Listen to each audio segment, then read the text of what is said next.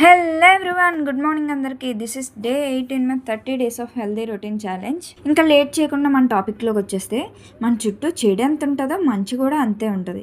చాలామంది మాటలు నాకు స్ట్రెస్ఫుల్గా అనిపించిన, కొంతమంది మాటలు నాకు కొంచెం రిలీఫ్ ఇచ్చేవి. పర్వాలేదమ్మా, ఇదంతా పిల్లల్లో కామనే, ఇది ఆడుకునే వయసు కదా, అందుకే వాళ్ళు ఎక్కువ తినరు, అందుకే వెయిట్ పెరగరు అని చెప్పేవారు. ఆ మాటలు నమ్ముతూనే ఇంకా ఎక్కడో చిన్న డౌట్ ఉండేది. నా ఫ్రెండ్స్ పిల్లలకు కూడా ఇంచుమించు నా బేబీ అంత ఏజే, వాళ్ళని కూడా అడిగేదాన్ని, మీ పిల్లలు కూడా ఫుడ్ సరిగ్గా తినట్లేదా, వెయిట్ సరిగ్గా పెరగట్లేదా అని అడిగేదాన్ని. వాళ్ళకున్న డిఫరెంట్ ప్రాబ్లమ్స్ వాళ్ళు చెప్పేవారు. నా బేబీ 7 months ఏజ్ ఉన్నప్పుడు 7 kgs వెయిట్ ఉండేది. ఇంకా 1 year 7 months వచ్చినా కూడా 7.5, 7.6, 7.8 అలా ఉండేది వెయిట్ తక్కువ ఉండడం వల్ల ఏంటంటే, నా బేబీ ఎప్పుడు సిక్ అవ్వడం, జ్వరం రావడం, జలుబుగా ఉండడం, ఏదో ఒక ప్రాబ్లం అయితే ఉండేది. నా బేబీ వెయిట్ పెరిగి హెల్తీగా హ్యాపీగా ఉండడానికి ఏం చేశానో రేపటి వీడియోలో చెప్తాను. వీడియో నచ్చితే లైక్ చేయండి. బాయ్.